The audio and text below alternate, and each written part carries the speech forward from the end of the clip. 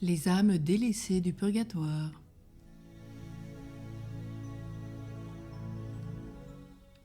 Délaissées tout d'abord par leurs amis, considèrent qu'il y a au purgatoire des âmes entièrement délaissées auxquelles personne ne s'intéresse et qui souffrent sans consolation. L'Église, il est vrai, n'oublie aucun de ses enfants, et les âmes dont nous parlons ont droit comme les autres aux prières que cette tendre mère adresse tous les jours au Seigneur en faveur des défunts, ce qu'on appelle le memento des morts. Mais à part ces prières communes, il ne leur vient de la terre aucun secours particulier.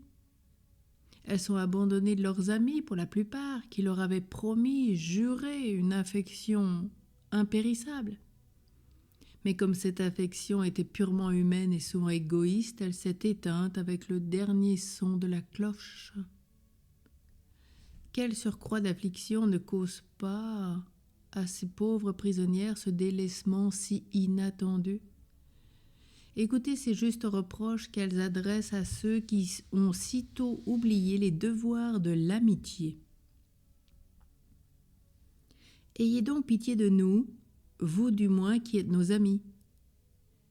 Nous vous avons donné tant de gages de notre affection et de notre dévouement, à vous qui nous aimiez si tendrement.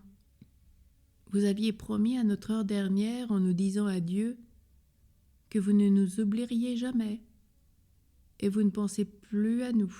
Pas une prière, pas une aumône, pas une larme, pas un soupir. Parce que nous sommes loin des yeux, vous nous avez bannis de votre cœur. Ô inconstance des affections humaines, qui souvent, comme dit Bossuet, avec les années et avec les intérêts, inconstance. Ces reproches ne s'adressent-ils pas à vous, à nous tous? Pensons-nous quelquefois aux amis de notre enfance, de notre jeunesse, que la mort nous a ravis? Ces chers morts, nous les oublions beaucoup, trop, dit saint François de Sales, et pourtant ils nous ont tant aimés pendant leur vie. Craignons d'être délaissés à notre tour, car il est écrit que celui qui oublie sera oublié. Et puis même, après être délaissé non seulement des amis, mais aussi délaissé par les parents. Oui, ces pauvres âmes dont nous parlons le sont aussi de leurs proches, soit qu'ils n'existent plus en ce monde, soit qu'ils aient adjuré tout sentiment de charité et de reconnaissance. Oui, leurs pères, mères, frères, sœurs ou héritiers les ont abandonnés.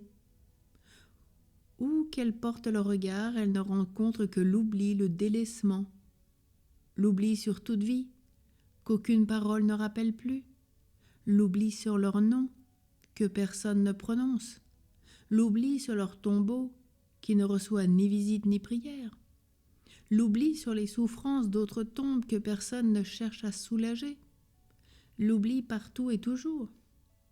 Pauvres âmes, qui sait combien dureront leurs douleurs, leur séjour de ce terrible purgatoire où elles ne reçoivent aucun secours? Comme ce cruel isolement doit ajouter à leur souffrance. Elles ont le droit de s'écrier avec le prophète. Mes proches sont éloignés de moi et ma famille m'a jeté dans l'oubli. Mon père et ma mère m'ont abandonné. Je suis devenue pour eux tous comme un vase brisé qu'on laisse de côté et auquel personne ne pense plus. Comme Jésus abandonné de tout le monde au jardin de Gethsémani, elles peuvent dire « J'ai cherché un consolateur et je n'en ai pas trouvé ». Alors ensemble, prions souvent. Allons à la messe en semaine pour les morts les plus délaissés. Devenons leur père, leur mère, leurs frères, leurs sœurs, leurs amis. Est-il une œuvre plus digne de notre zèle et de notre charité? Un jour, ils prieront pour nous. Si ce qui est probable, nos parents, nos héritiers nous oublient et nous délaissent. Mais nous, de tout notre cœur, nous allons prier et vivre cette communion ensemble pour vider le purgatoire. Alors, dans une paroisse de campagne, un crime affreux était venu consterner les cœurs.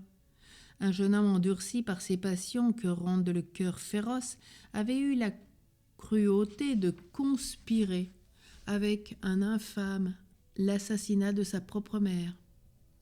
Ces deux bourreaux l'avaient jeté dans une mare d'eau boueuse. La pauvre mère se débattait dans les flots et tendait les bras vers ses assassins.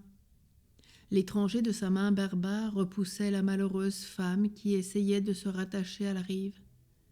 Mais le fils, tout scélérat qu'il était, quand il vit sa tendre mère vers lui tendre ses bras qu'il avait portés, fut vaincu par la nature, et sa férocité tomba.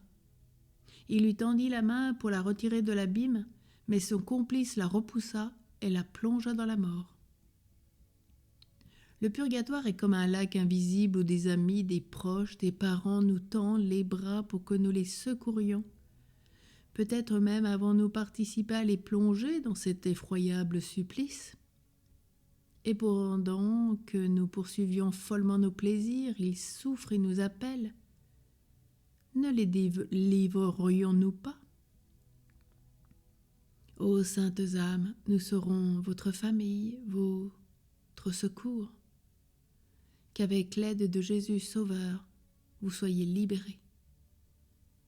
Et un jour, libérés, vous viendrez aussi à notre aide. Prions, ô Jésus, abandonné de tout le monde, et même de tes apôtres, dans le jardin de Gethsémani.